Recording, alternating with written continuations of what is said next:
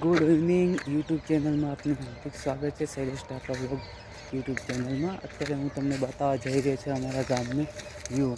જો તમે જોઈ રહ્યા છો કે ગામડામાં એનો સાંજનો સમય કેવો હોય છે, તો અત્યારે હું તમને બતાવું છું કે સાંજનો વ્યૂ કેવો છે તમે જોઈ શકો છો.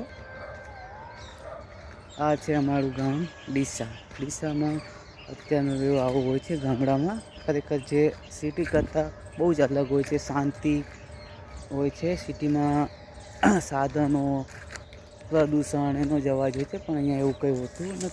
અહીંયા તમને ખાલી શાંત વાતાવરણ જોવા મળે છે ને ગામડામાં એક એલી છે.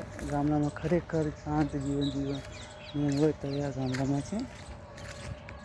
તો અત્યારે આપ જોઈ રહ્યા છો કે સાંજનો વ્યૂ કેવો હોય છે, તો આપને હું બતાવી રહ્યો છું, જે ખરેખર નિહાળવા જેવો હોય છે. આવતીકાલે એટલે કે 14/1/2024 રોજ મકર સંક્રાંતિ હોવાથી આપ સૌને એટલું જ કહેવાનું કે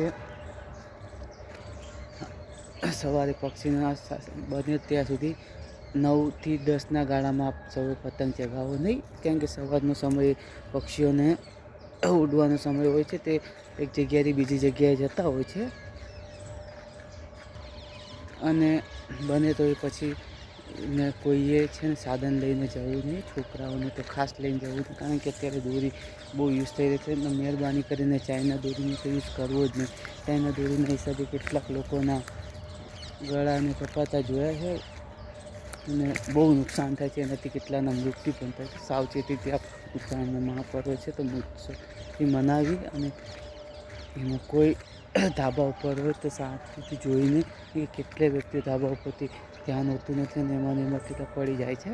તો આપ સૌને એક જ નમ્ર અપીલ છે કે શાંતિથી તહેવાર ઉજવો અને સૌનું ધ્યાન પણ રાખો. છોકરાને તે રીતે જવા દેવા નહીં, કારણ કે દોરીના હિસાબે ગમે તે વાયરોને તો બિલકુલ અડકવા નહીં.